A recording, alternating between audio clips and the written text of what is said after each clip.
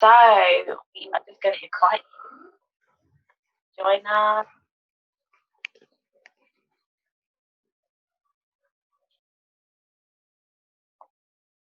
Hi, Mr. I'm just going to invite him. Just connecting in that Lovely. Yay! Like, bear me a second because I'm having technical difficulties here myself. No. So I'm just gonna yeah. And the thing is, it doesn't normally happen. So you know the devil's a liar. Exactly, because we're going to cover some good ground today. We're really going to cover some good ground today. So all we can say is, guys, stick with us, stick with us, because we have so much to cover today, and it's going to be amazing.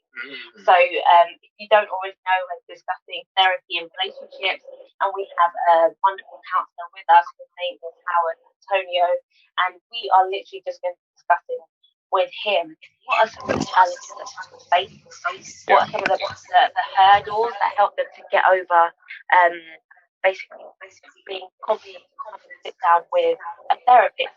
So first thing we want to ask is, can everybody hear us okay? Yeah. Is there Give us thumbs up. Can you hear me okay? Yeah, we can hear you okay, yeah. I know you can everybody else hear me okay. Can everyone else hear Howard? I hope so. Yeah. Yay! Cool. Wonderful. Thumbs up. Right. Okay. Cool. So basically, to kind of kick everything off, we always like to get like a little introduction from our speaker. So you can kind of just tell people, you know, who you are, what you do, how you kind of got into this field, and then we'll go from there. Okay, well, I am, as you guys know, a therapist. How did I get into this field? You know what?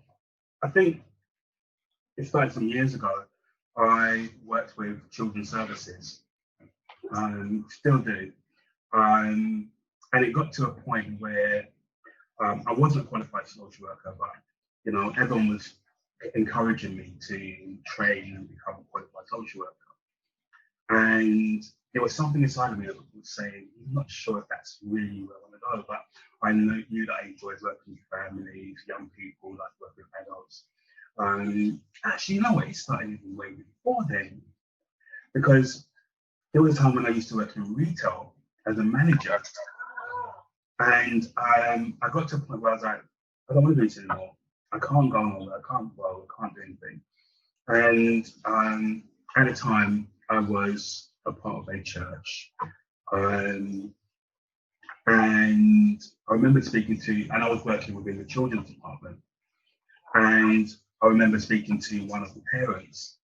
And, you know, she said, you're really good working with young people. Why don't you, you know, do mentoring?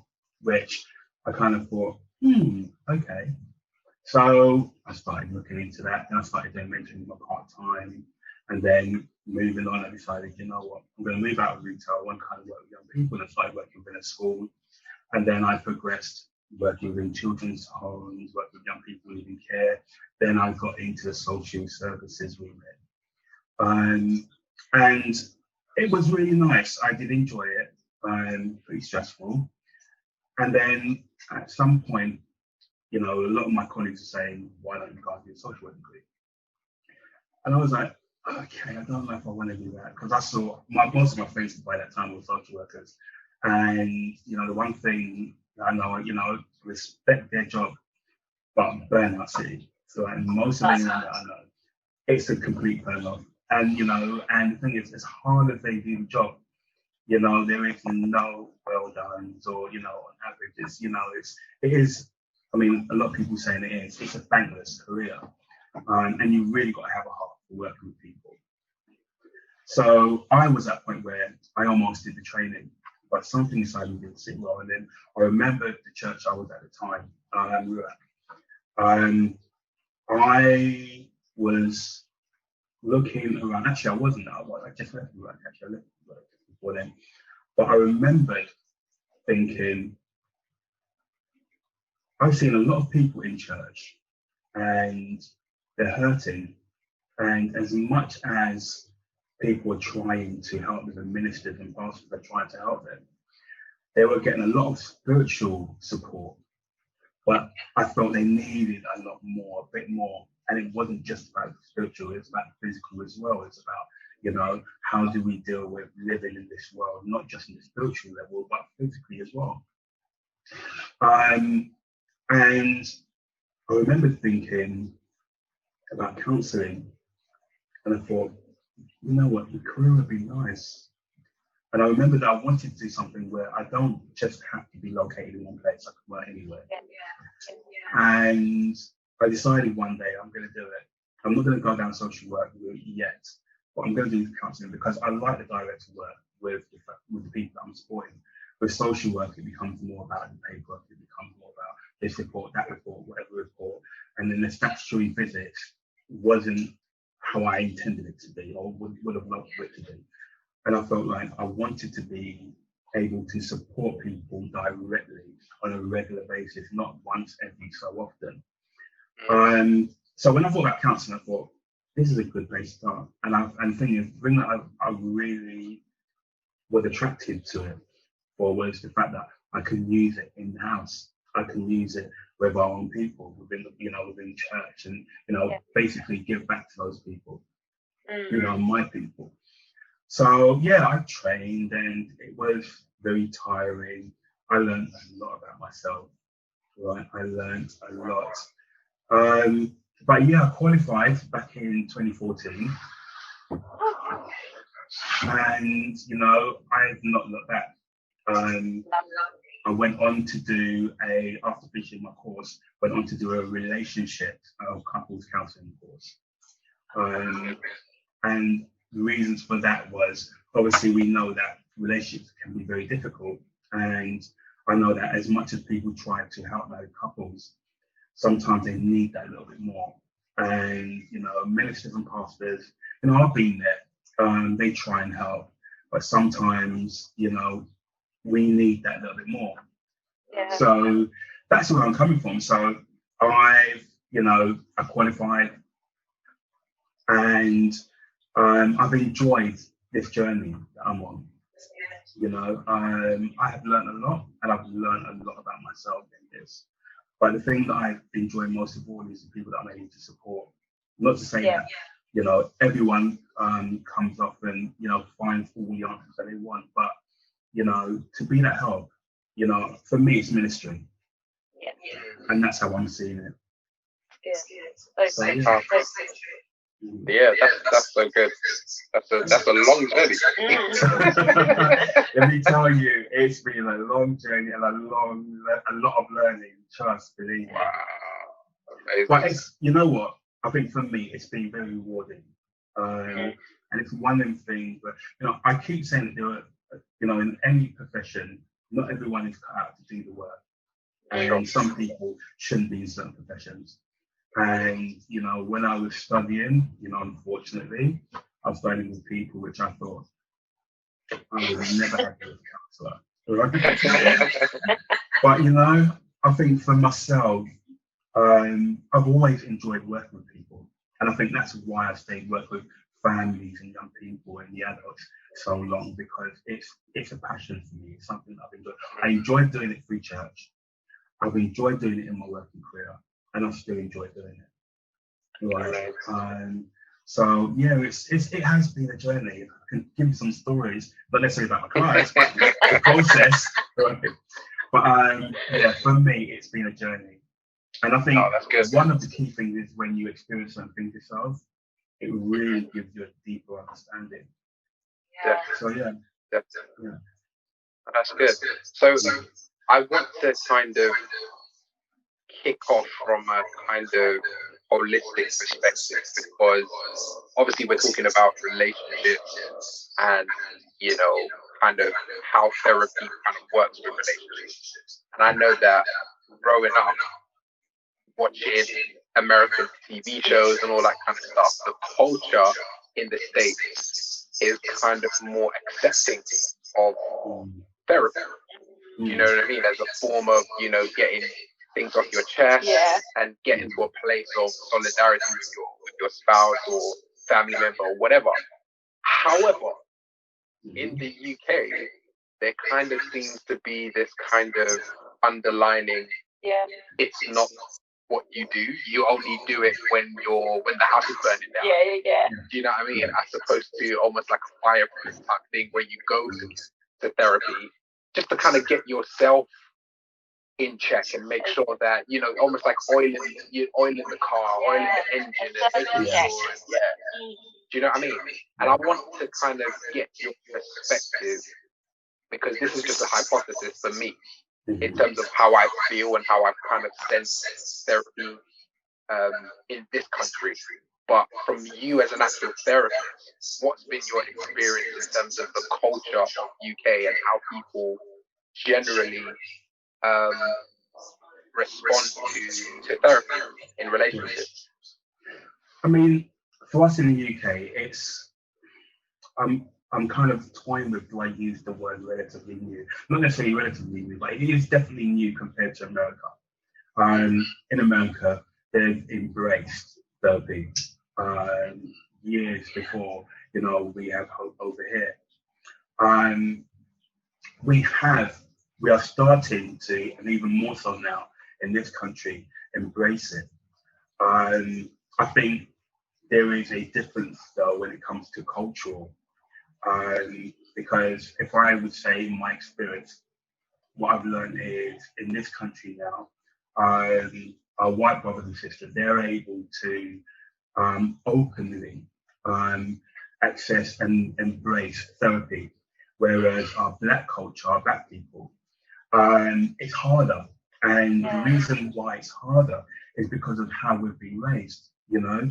I remember growing up and, you know, being told, yeah, do not share anything that you in this house outside. Anything you hear in this house, stay in the house. And the thing is, I knew I couldn't, right? Because if I did, I knew licks was coming, right? If my parents found out, there was licks, right? And there is also this stigma: are we going to be judged?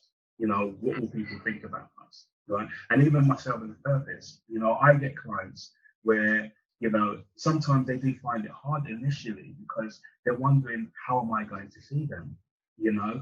And I can understand, because when they share things with people that they know, when they share things with their friends, sometimes it's difficult because they are judged. And it's hard to believe for some of those people that when I say things to you, as in to me as a therapist, I'm not going to judge them. But the thing is, that's not my role. But a lot of people struggle with that. And I understand it being on the other end. You know, when I said that, you know, this journey is a purpose for me, with a learning experience, I'm coming from a culture where we're being told, for especially as a black man, you know, we can't display certain emotions, you know, man up, you know, don't cry, you know, you have to be strong, you have to be firm, right? You can't show no weakness. And, you know, it shaped even me for how I have been growing up in my adulthood, to the point that, you know, I struggled to talk about my experience. I struggled to, you know, express my emotions because, you know, there were two things here. One, it's the cultural upbringing in regards to, you know, what we were taught when we were young, but also, and I'm going to say in England specifically, the society and the culture that we're living in, you know, and I'm saying for black men in particular, we're not allowed to be expressive.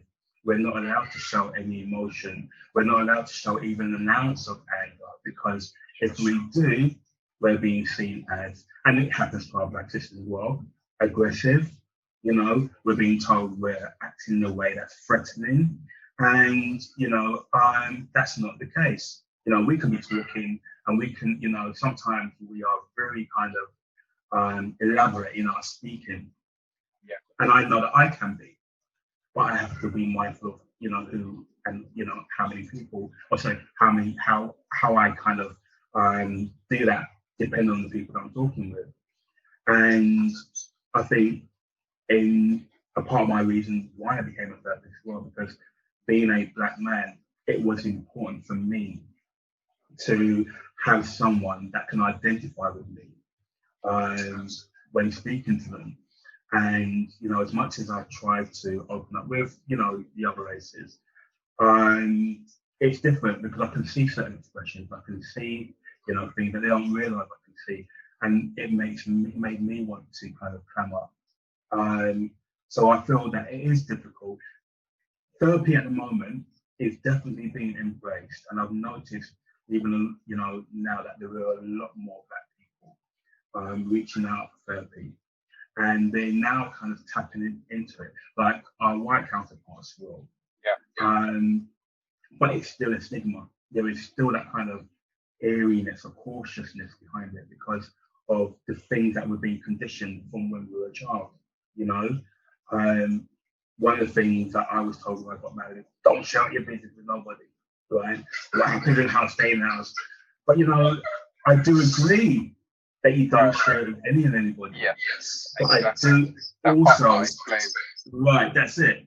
But there are times when you need to kind of have another perspective, and we have to. Yes, we don't want to share it, but I think what it is we have to be very careful about who we open up to, and we have to know that we can trust those individuals. Yeah. So, for us here, it's a newer experience, right? But I am noticing that people are embracing it more. It's just it's taking us a little bit longer. Yeah. So you touched on quite a few things. So do you think then that the whole kind of the whole race shift, the whole slavery has anything to do with that? Because I think you said it's how we've been raised. And I think that culture of holding everything in. Can you elaborate a bit more in terms of why you think, especially people of our pigmentation, why we feel like we cannot share our emotions? Because I think now with the whole pandemic and this whole kind of awareness on mental health particularly, this kind of notion that we need to start talking about how we're feeling, because most people have just been bottling things up for years and years. And what tends to happen is when we unfortunately see cases where something has happened because somebody has actually boiled to boiling point and they can't hold it in anymore, then that's now what the stereotype of us as a people is now being made. So I guess my question is, do you think that it's got anything to do with, even further back in history in terms of us as a people and, that whole kind of slavery mentality of feeling like we can't express or we can't share because that's going to be seen as weakness? I think there is an element of that. That definitely does come into the equation. I think black people today are probably the only people that are told, I'd say not necessarily told, but made to feel by the outside world that we're not allowed to demonstrate our emotions. If we talk about certain things that we're feeling, people do react. We're being told we've got a chip on our shoulder. We're being told, why do you have to act like that? I think that's probably because when you're not within the community, if you don't understand how we are, who we are, you won't necessarily get us. And I think the problem for us is we're being conditioned for so long, and especially growing up in the UK, that we can't act or be ourselves. For example, I have, in my own experience, seeing two sets of people being stopped by the police, black person and a white person. A white person would kick off and get angry, and the police would be there like, behave yourself, kind of calm it down, kind of, whatnot. But here he is treated with the respect that he's due. He could be in the wrong, but he's due with respect. a black person gets angry, like, why are you stopping me? And you know we're expressive, we use our hands and whatnot. Automatically, we're being aggressive, right? They're not saying, oh, you know, he's angry because he's not aware of why we've stopped him, or maybe he's feeling that he's been stopped so many times, he's fed up a bit. All they see is the tone. Then they see the hands moving, right? And we're not doing anything for it because when we're talking to each other, we don't feel threatened by that. We don't feel threatened when, you know, if I'm talking with you and my voice tone changes, you don't get threatened. You don't feel threatened with it. But you see my hands moving, you don't feel threatened. But when we're dealing with people outside, so there is this kind of mentality shift, whereas we kind of are worried about how we are made to look. Yeah. If we respond, act a certain way, it's automatically going to be seen as you're being this or it's automatically seen as in the negative. Yeah. So what happens then is we hold it, right? And the problem that you have is when we keep holding things, right, we don't let it out, it then builds up within us, right? And that happens to individuals, that also happens within relationships, right? Yeah. And when we hold it in and we keep holding, it changes our character, it changes our personality, Yeah. right? Because there's a lot being bottled up inside that actually is not good to stay in, right? But we don't know how to release it. So we've got our upbringing, right, which says we can't act a certain way. And I think that some of our upbringing has traditionally come down through slavery, right? But we've got the society that we live in, which states our behaviors and our actions and how we are is not acceptable, right? So we're still fighting to be accepted.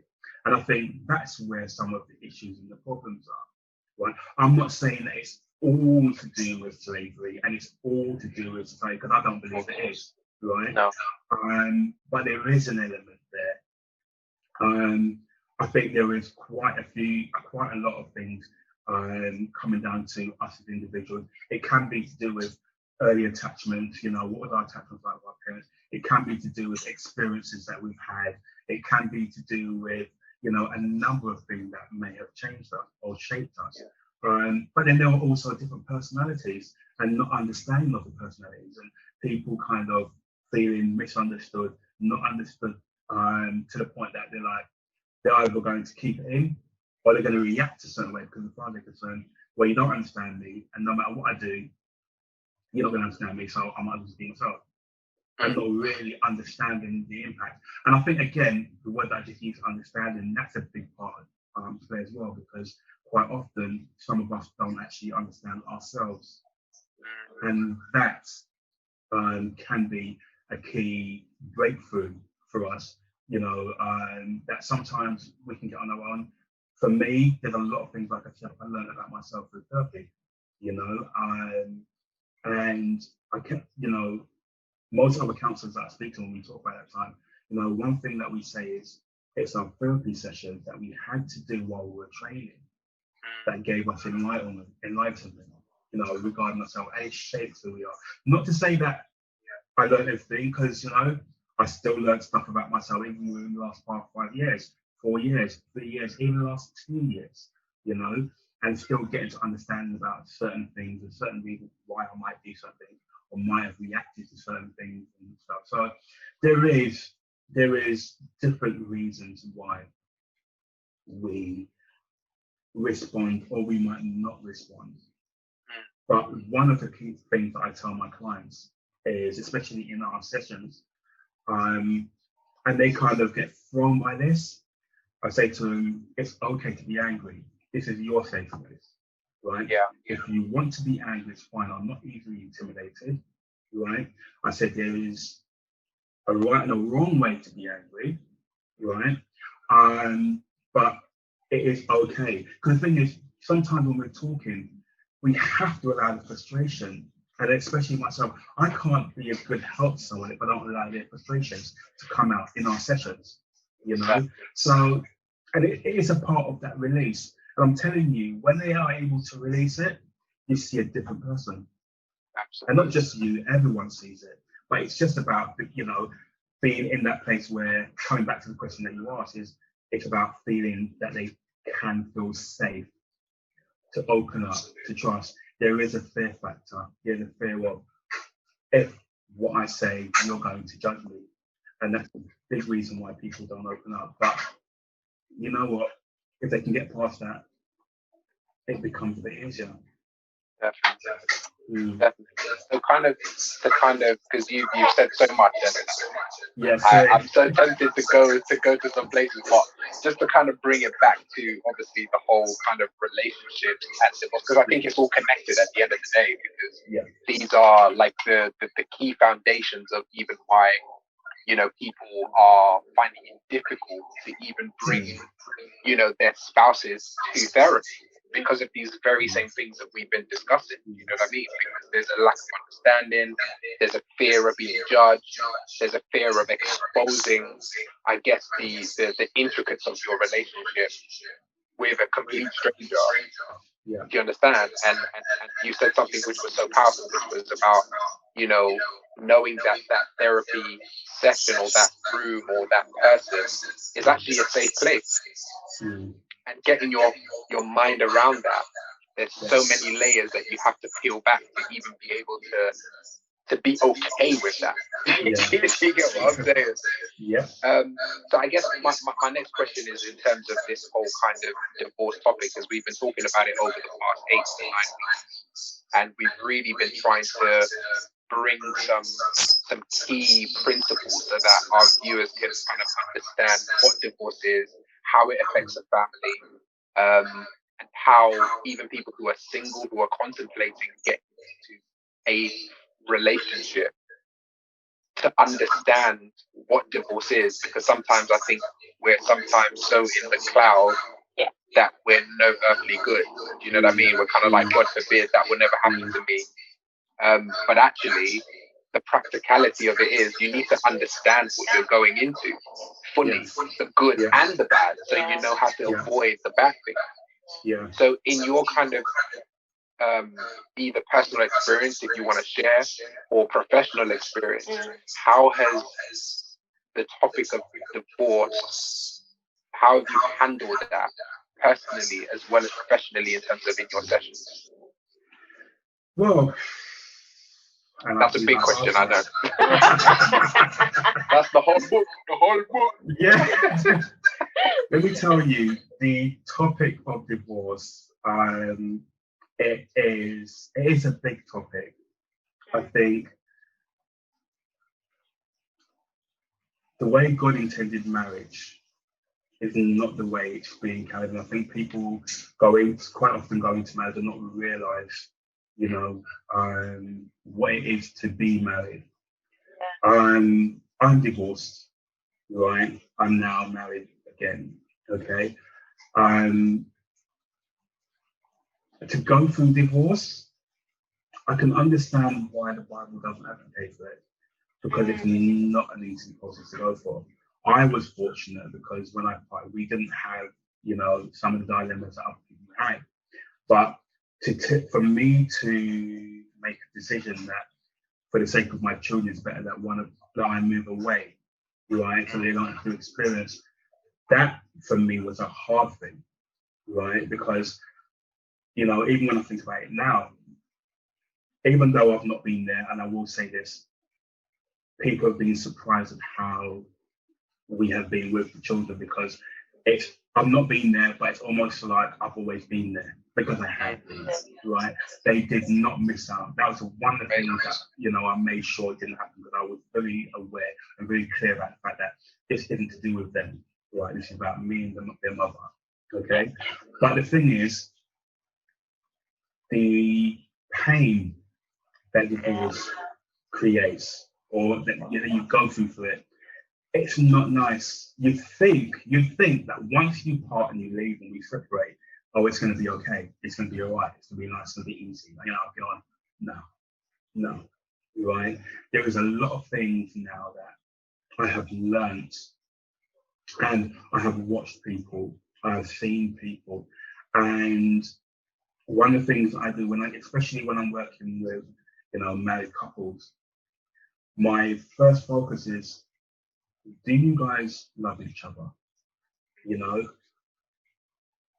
do you guys deep down really want to part? Because quite often people don't really want to part, but they don't see how they can live together. Right? And that's where the problem is, right? And part of the reason for that is because the communication is gone, right? And when they're unable to communicate, then you can't find a common ground. So, for myself, for example, you know, I can tell you I'm a living testimony of that. You know, there was no way we could communicate because we didn't feel we could, because I had my way of thinking, she had her way of thinking, and we weren't finding a common ground to kind of settle on. There were other things which, you know, can't go into, but ultimately it drove me to the point where I felt I needed to. Now, different people have different experiences, and there's some stuff that I haven't shared with people. So if there's anyone that knows me on here, I'm like, okay, I'm going to open myself up to this. There was one point, because of the pain that I was feeling, right? And I haven't shared this with anyone, so I hope it's not get back to my children or mum, right?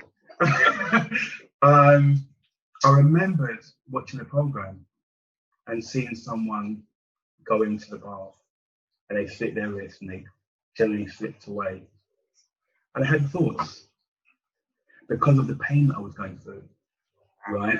I was sitting down, I was watching the program, I thought, that would be a nice, calm way to go. You're in the bath, there's no mess, right? And your life just drains out of you. That was the thoughts. And I'm not just saying it, it was the thoughts. You know why? Because of the pain. I couldn't come to terms with the pain. I wasn't talking, right? People tried to talk to me. I couldn't talk. I didn't know what to say. I didn't know how to say it, right? And it's not even the case that I didn't want to. Yes, I'm very specific or particular about or with who I speak to. But even the people that were close to me, I didn't know how I wanted to express. So I kept it in. And that, again, comes from our upbringing. You don't talk about your business, you keep it to yourself. Yeah. You know? Man up, be strong. And I'm struggling with trying to man up, trying to be strong, but inside crumbling, you know? So when we talk about the topic of divorce, and when people think, you know what, if, you know, I can do that, it's the easy way. See, it's not, right? And I've spoken to many people that have gone through similar experiences. Well, when I say similar experiences, I'm talking about divorce, not necessarily suicidal. There has been a high suicidal rate. And, you know, the suicide rate in Black men, you know, after relationship failures, right, that's higher than I would like it to be, right? It's a real thing. And part of the reason for that is because when you're going through those things, and especially being a man, whereas we are, as I said it before, we are often taught we have to be strong, do not let out those emotions, man up.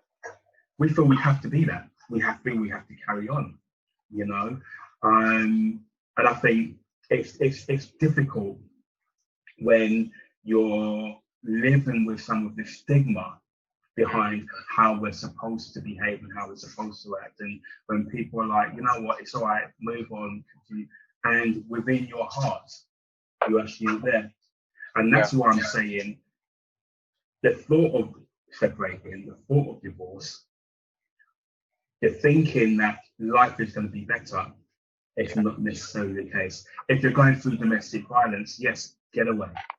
Right? I don't agree with anyone putting their hand on anybody in a relationship. Never have, never will. Right? It is not our own business. Right? But if you're not going through domestic violence physically, mentally, or emotionally, because it doesn't have to be physical, right? Then it's about looking at, look, you really feel that walking away is the route. The Bible says that we shouldn't unless it's adultery, right? But it's different when you're living that, and especially in today's time, like I was saying, marriage is not taken as seriously as God intended for it to be. I was talking with my wife recently, and I've looked at the amount of people that have gotten married within the last year, and the testimonies that they have given. And what I realized is God is now taking back what, or I should say, not necessarily so he's taking back marriages, but he's now re-establishing it the way that he wants it to be. Right? The Bible says that one puts 1,000 to flee, but two 10,000. The maths do not add up. 1 + 1 is 2. 1,000 + 1,000 should be 2,000. But 1,000 and then 2 people together makes it 10,000, right? What that means is there is a divine power and anointing that you have until you come together. Okay? But the thing is, the enemy knows this, and he will do what he can to divide you, because if he divides you, he can break you, right? And that's the whole purpose of divorce, right? So that's why I say it might sound or feel easy when you're going through the hard times, but when you've actually gone down that road, it's not pleasant, and it is painful, and it can break you. I remember speaking to someone, a pastor, and this was back in 2017, and he said to me, Howard, with everything that you have gone through, you should be mortal right now. Like, you should be in a mental institution. You should be locked up, because there are people that he knows that haven't gone through half of what I've gone through, who haven't made it, right? I'm here as a living testimony that, you know what, there is a life that can be lived. But I also want to say that divorce is not necessarily the option.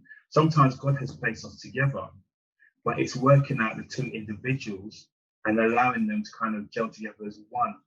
And sometimes we fight against the gelling, right? We fight against the connection, right? And, you know, there are people that are going through their lives now that are thinking about divorce, but they don't really want it, because they believe in their hearts that, you know, I believe that this person is for me. I see the qualities that I want to hold on to, but there are just other aspects I don't like. And a big part of that is because they're not being able, and I'm going to say on both parts, not being able to fully communicate and feel like they're being heard on both sides.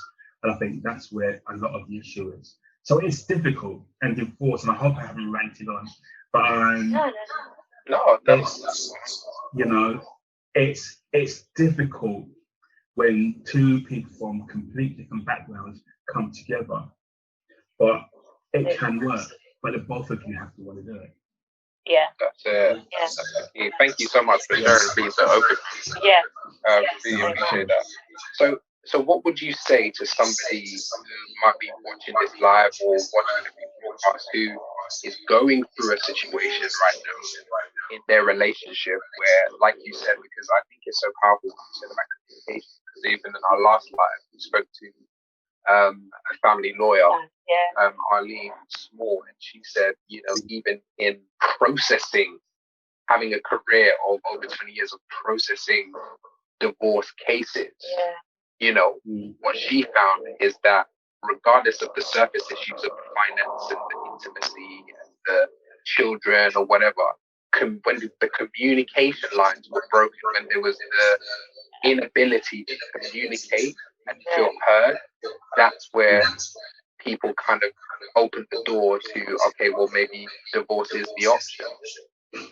So I guess, what would you say to someone who is going through that, where they're at a point where, like you rightly said, and I love the way you put it in terms of, you know, they know that this is the person they should be with, you know, but like we like to say, there's always one thing about the person that is going to drive you up the wall, and you have to decide whether you can live with it. And it's a big decision, and that's why, you know, we encourage dating, we encourage, you know, getting to know and having these conversations, these real conversations, not just the butterflies in the tummy and the, oh, he looks good, she looks good, but actually getting mature about the decision we're about to make, because this is a lifelong relationship. It's not something that can be done lightly. So how would you talk to someone or encourage someone now who might go through that, and they're just being like, man, I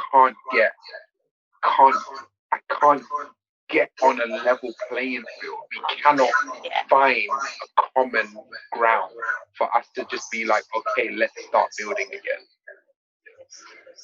You know what? I think the first thing I will always say before bringing other people in, and I think you've probably covered that it might have gone past that point, but try and find the common ground to talk, right? At the point where you're having a disagreement, it might not be the time to try and say everything that you want to say, because it's going to get missed. It's not going to get heard. But sometimes the other person's going to say something and you really don't appreciate it, or you really don't like it, or you think they might be wrong. Allow them to state if they're wrong for that moment.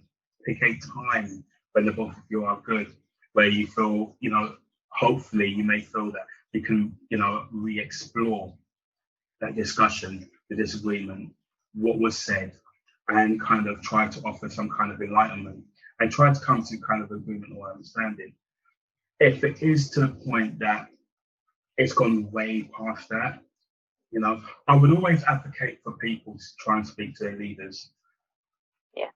And I hold my breath and draw back, because I'm going to say this, and it might sound controversial, but be mindful of who you're talking to in your leadership also.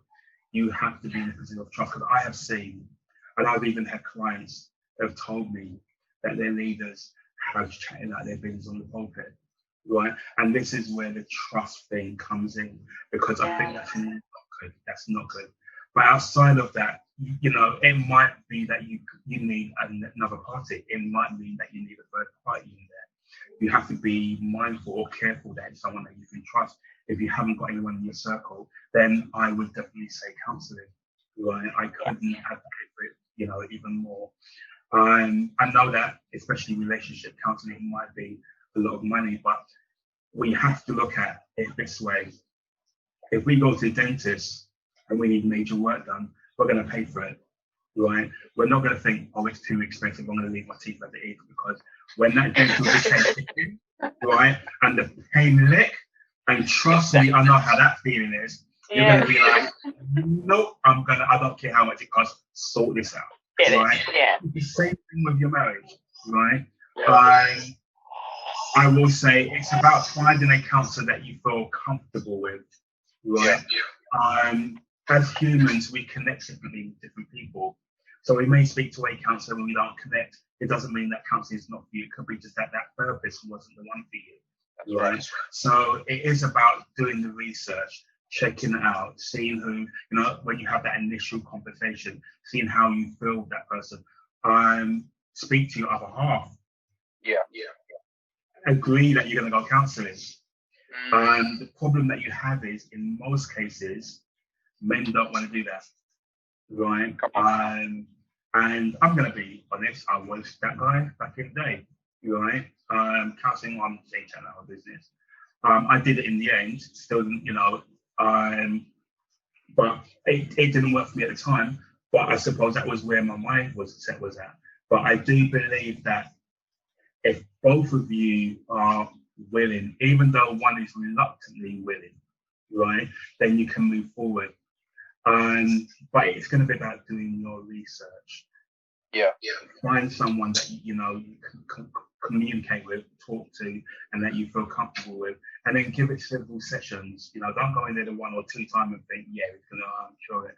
Let me tell you, it's not going to work. It's not. Counseling is not a quick fix, right? It's not a quick fix. It's not a miracle working thing. It's a process, right? And that's what can happen. You have to remember, if for some of you that have been married for years, that have gone through some of what you did for years, it's not going to be fixed overnight. So you have to be willing to allow the process. But that is something that I would advocate for. First thing I would say is try to speak to your partner, husband, partner, however the situation is, be married or not married, right? Once you have, and especially for those that are married, if you can't get on that point where you guys are seeing eye to eye, then try to agree about speaking to counselling, and don't be put off. Sisters, if your husband is not in agreement with counselling. Brothers, if your wife is not in agreement with counselling, right, still pursue it, right? Do it delicately and diligently, right? But eventually, when they see that you're serious and that you want the support, you want the relationship to work, they will, open up and say, okay, you know what, I'll see what it's like. And then from when you get that jump on the find the counsellor thing quick, because you know what they say, strike the iron while it's hot, right? So that's what those are the things that I would recommend. And when you do, if you do start counselling, which for some of you that, if you're at a point where you're thinking it's not working, we're at the point where I can't see it going any further, I do encourage you to seek counselling and give it a try, because the person's not saying what you want to say in the first few sessions. Don't let it end there, because it's remarkable and surprising what you can find happen if you allow the process. Yeah. Amazing. So another question is kind of like we're going to round up soon, but should counselling or therapy be embraced only at the point where, quote unquote, the house is burning down? Because I'm sure typically the people that you deal with, I'm sure probably a good percentage of those people generally come because things are mad. And you know what I mean, it's all kicking off and it's just like, I can't take it anymore. Have you had any clients who have just come because it's like they're actually in a good place, but they just want to have a place where they can express? So it's kind of two questions in one. Yeah. So, what I'm going to say, and it's to do with the first question that you started off with in regards to the Americans. They've got that so on tap, right?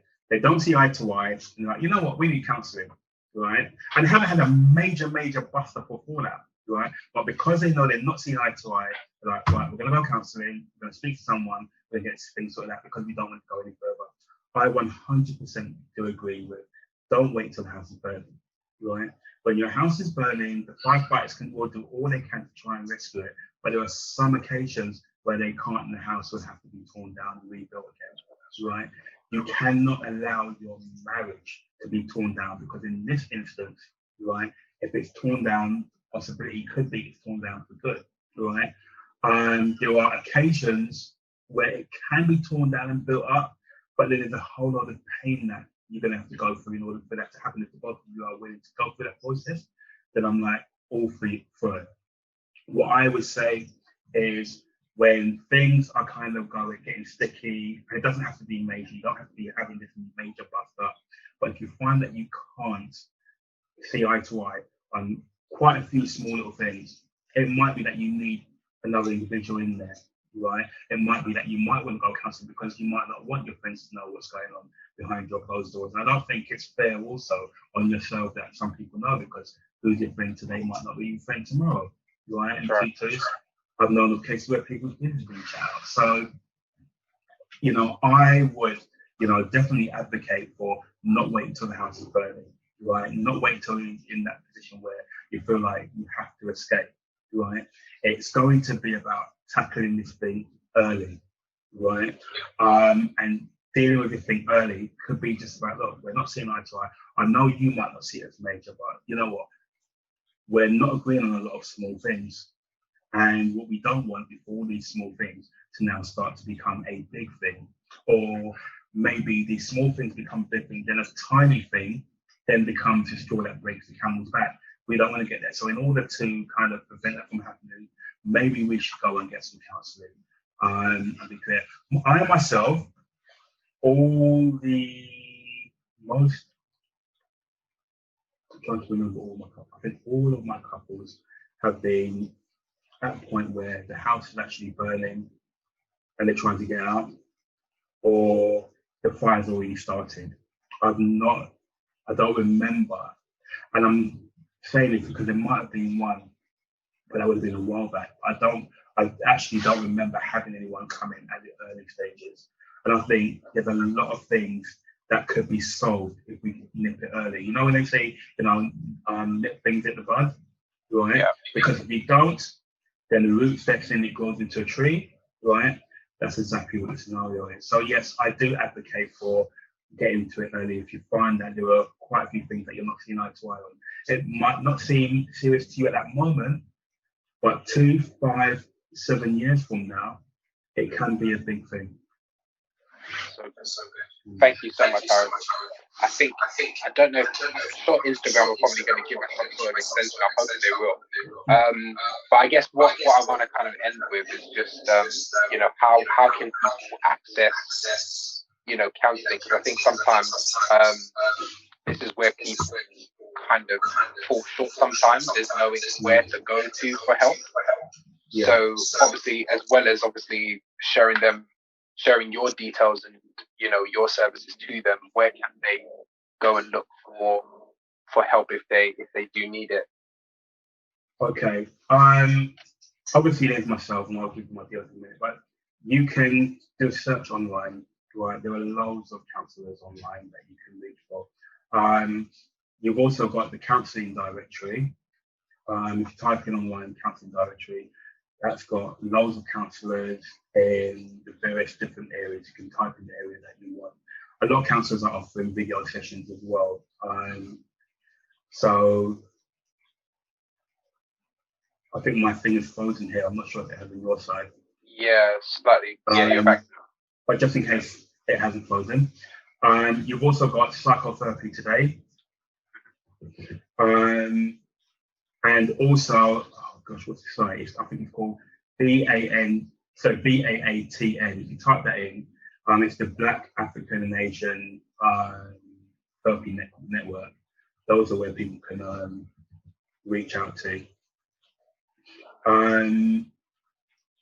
Also, there is myself. You can link me up on Facebook under the name of Howard Antonio. Also, I'm just trying to find my phone number because I can never remember my number.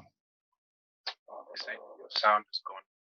You can reach me. Oh, my website is directionscounsellingservice.uk. So 1 second, Howard. I think they're saying that they can't hear you. And also my counselling, as in directions, phone number, which, babes, can you give me look at my phone number, please? Sorry, everyone, I've got to call my helpmate to help me over here. But I'm not a good multitasker, but she can you hear me, Howard? Can you hear me? I think the sound has gone out. Can you hear me? Right, so the phone number for the counselling service is 07847 587 034. So that's 07847 587 034. Can everybody else hear me on Instagram? So you can reach me there. Okay, fantastic. I think the sound is gone. Okay. Okay. Can you hear me though? Can you hear me now? I can hear you now. Yeah. Yeah. Okay. Cool. Perfect. Okay. Cool. So thank you very much. So all of you guys who are watching us on Instagram, thank you for tuning in. You may have to repeat that, Howard, because I think some people couldn't hear you. So just share your website and stuff like that again. Okay, so the website is directionscounsellingservice.uk. That's directions with an S in the end, counsellingservice.uk. Right, not .co.uk, it's .uk. And the phone number, baby. So I can never remember my phone number. I've got too many. All right. The phone number. See, she's a really lovely helpmate, this one.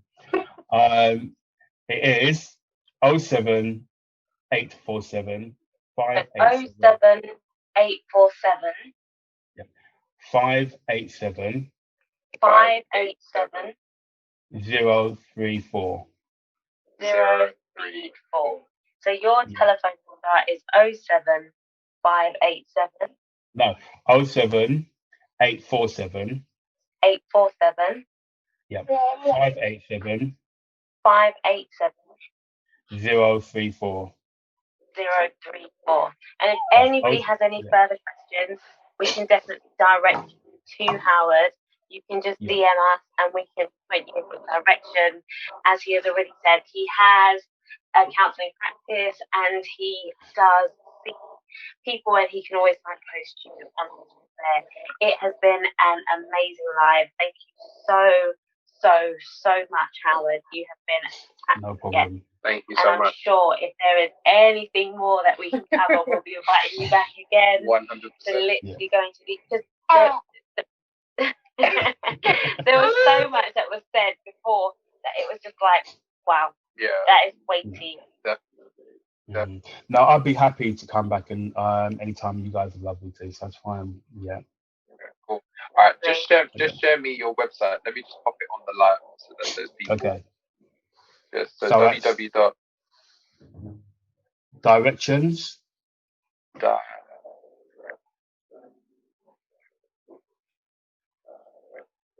Yeah. And that's with an S on the end. Counselling service.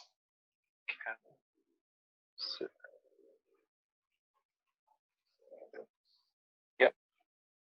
.uk. There we go. Lovely. Okay. There you go. MMM Jones.